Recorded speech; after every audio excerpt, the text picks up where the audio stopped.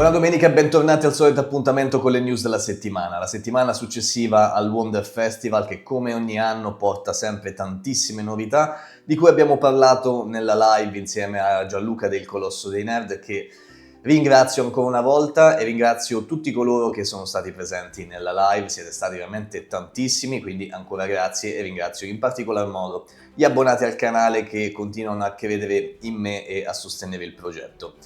Questa settimana, ragazzi, è stata una settimana appunto post Wonder Festival con pochissime novità, ma volevo allacciarmi proprio a questo discorso poi per parlare un attimino di quella che è la situazione attuale di una delle aziende, se non l'azienda più importante nell'ambito del Luna 6 al momento, che è ovviamente Hot Toys. Ma prima di cominciare andiamo a vedere appunto quali sono le novità di questa settimana.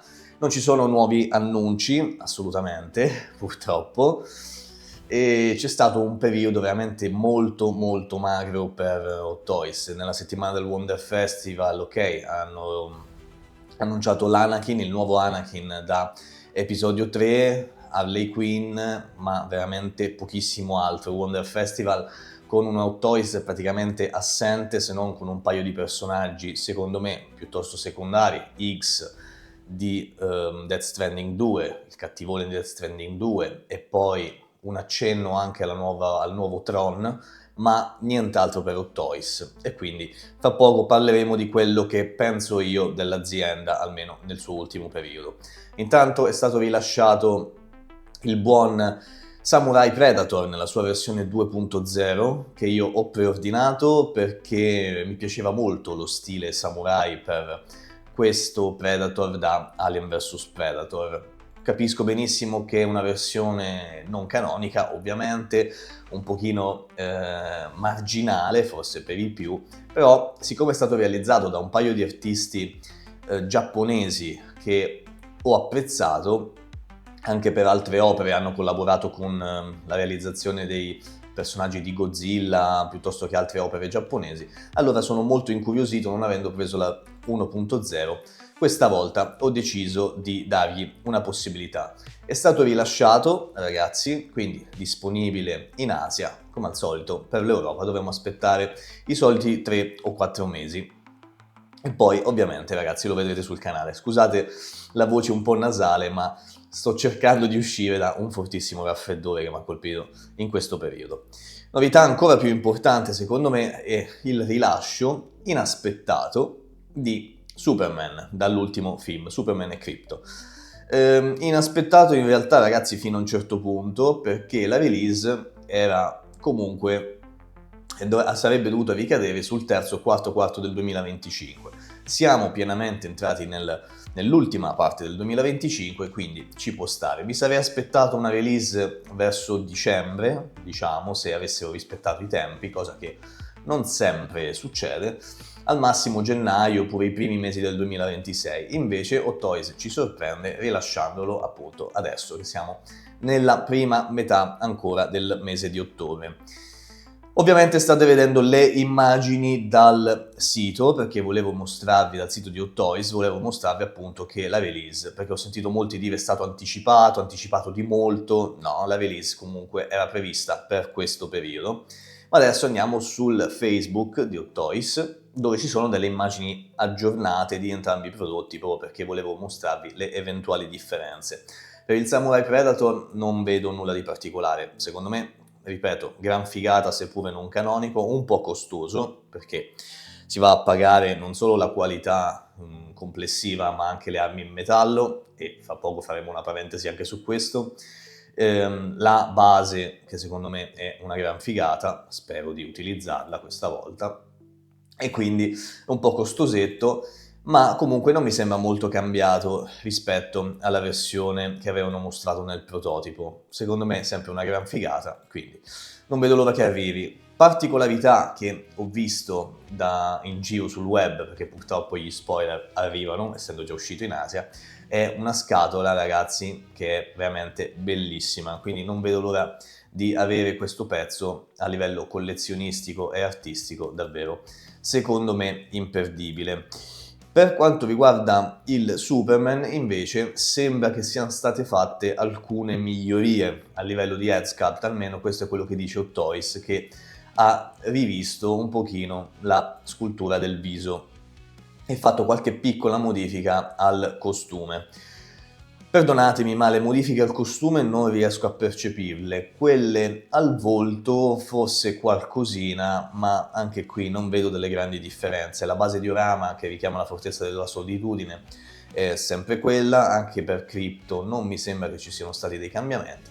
E soprattutto, ragazzi, cosa che vi ho detto anche quando fu presentato il prototipo, il body, che purtroppo pecca tantissimo in questa Hot Toys, troppo grande, secondo me sproporzionato rispetto al resto, ma a livello di proporzioni, almeno da queste foto, mi sembra che sia stata un pochino ingrandita la testa, forse, migliorato in un certo senso, mi sembra un po' meno sproporzionato rispetto al prototipo in cui aveva veramente questo body gigantesco, aveva delle spalle enormi e la testa sembrava un pochino piccola. Adesso invece, almeno da queste foto, forse in questa un pochino si nota un po' di più, però mi sembra un pochino alleggerito questo difetto. Peccato, lo ripeto, peccato perché secondo me questo head sculpt non è affatto male, va a richiamare più che altro l'espressione di un Superman molto meno cupo, molto meno alla Cavill di quest'ultimo film, quest'ultimo Superman, e quindi a me non dispiace affatto questa espressione e questa head sculpt, vi dico la verità. Molti faranno il paragone con In-Art, secondo me sono due cose che non sono paragonabili al momento, vorrei analizzare soltanto questo Superman, però ecco, sono curioso di sapere voi che cosa ne pensate, se secondo voi è stato effettivamente migliorato oppure no. Adesso torniamo un attimo in camera perché voglio fare un piccolo discorso, poi andremo ovviamente sul Colosso dei Nerd per vedere quali sono le ultime novità sul sito. Il discorso è questo. Secondo me Hot Toys ultimamente sta perdendo un pochino la bussola e sarei curioso appunto di creare una discussione con voi anche qui sotto nei commenti per capire voi che cosa ne pensate e come vivete la cosa. Viviamo in un periodo in cui sempre più aziende, l'abbiamo visto anche al Wonder Festival, stanno diventando anche aziende sconosciute, stanno diventando protagoniste di questo mercato, di questo mondo. E sta crescendo sempre di più la competizione e la competitività di queste aziende. E quindi Hot Toys, che fino adesso, negli ultimi anni almeno, prima della comparsa di In-Art e di tante altre aziende che stanno raggiungendo il suo livello se non superandolo, era un po' la numero uno e quindi secondo me, come ho detto più volte, si è un po' troppo adagiata su questo suo essere in cima alla lista. E come lo ha dimostrato? Lo ha dimostrato con una certa pigrizia, secondo me, in tante cose, dalla scarsa cura dei dettagli, dalla scarsa cura verso il collezionista, nella scarsa voglia di migliorare alcune cose. Prendo ad esempio Anakin, il nuovo Anakin che è uscito, di cui è uscito appunto l'annuncio, il preordine poco tempo fa, che vedremo anche fra poco sul Colosso dei Nerd. È un Anakin meraviglioso, ovviamente, con un head sculpt completamente rivisitato, migliorato, nulla da dire, ma torniamo sempre a far uscire delle doll parzialmente vecchie, perché comunque abbiamo ancora vestiti in pleather, non c'è la volontà di migliorare, di passare ad un livello successivo, cosa che invece sto vedendo in altre aziende, quali ad esempio In-Art, quali ad esempio Rocket Toys e tante altre. La stessa Trizero, ho avuto la possibilità, anzi dovrebbe essere uscito già il video Trizero di Tanjiro da Demon Slayer, che comunque ragazzi, anche se non ha una basetta, è una doll che costa all'incirca un 40% in meno rispetto all'Hot Toys più stupida, diciamo, ma ti offrono un prodotto veramente meraviglioso, con accessori, armi in metallo, cosa da non sottovalutare, perché molti ignorano la cosa dell'arma in metallo perché dicono vabbè, metallo o plastica non mi interessa, ma comunque è quel particolare in più che ti restituisce un senso di realismo, ok? Un senso di cura verso il prodotto. Insomma, un prodotto eccezionale che viene venduto a molto meno, e questa cosa non l'ho vista solo in Trizero, ma in tantissime altre aziende. E quindi ragazzi, secondo me c'è un pochino di crisi in Hot Toys, anche se non si dà a vedere, ma secondo me c'è. Non hanno presentato nulla di nuovo al Wonder Festival, che l'anno scorso invece è stato un boom, con tante nuove cose, hanno mostrato il Terminator. Quest'anno praticamente zero, zero totale.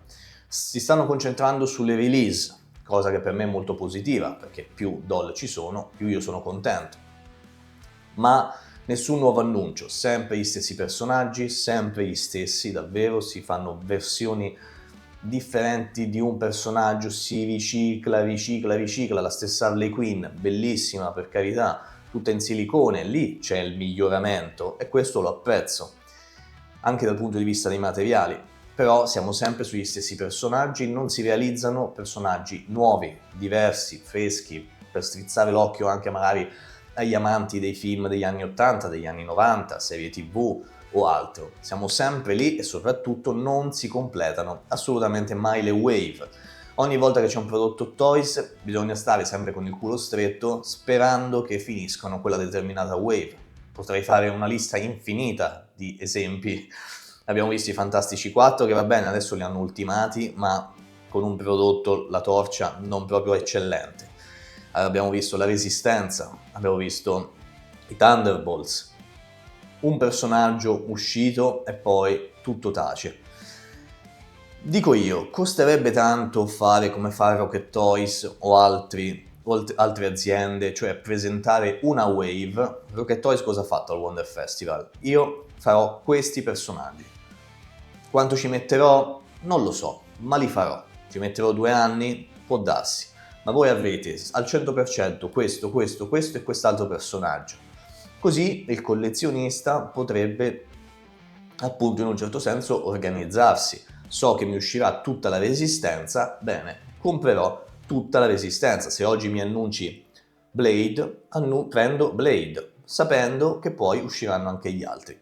In questo modo invece troppe volte abbiamo visto wave non completate e non finite e quindi ci è rimasto poi sul groppone, insomma, una serie di doll che magari un collezionista, come potrei essere io, ma sono sicuro che ci sono tantissimi altri come me là fuori, invece avrebbe cura appunto di finire, di terminare una wave, di vedere lo scaffale pieno dei suoi eroi preferiti. Per non parlare poi, lo ripeto, delle armi in metallo, il cablaggio nei vestiti, tante piccole accortezze, tante piccole cose che stanno rendendo Toys, secondo me, sempre più pigra. E lo stiamo vedendo, ripeto, totale assenza al Wonder Festival, annunci che ultimamente sono veramente di poco conto, mentre gli altri avanzano. In art avanza, tante nuove aziende che stanno facendo dei prodotti fenomenali che costano molto meno di Hot Toys. Quindi, non lo so ragazzi, ditemi voi che cosa ne pensate. Era una piccola riflessione, non so quanto sarà durata, ma che mi sentivo di fare, soprattutto approfittando di questa settimana che non era particolarmente ricca di annunci. Ditemi voi che cosa ne pensate ragazzi, parliamone qui sotto nei commenti.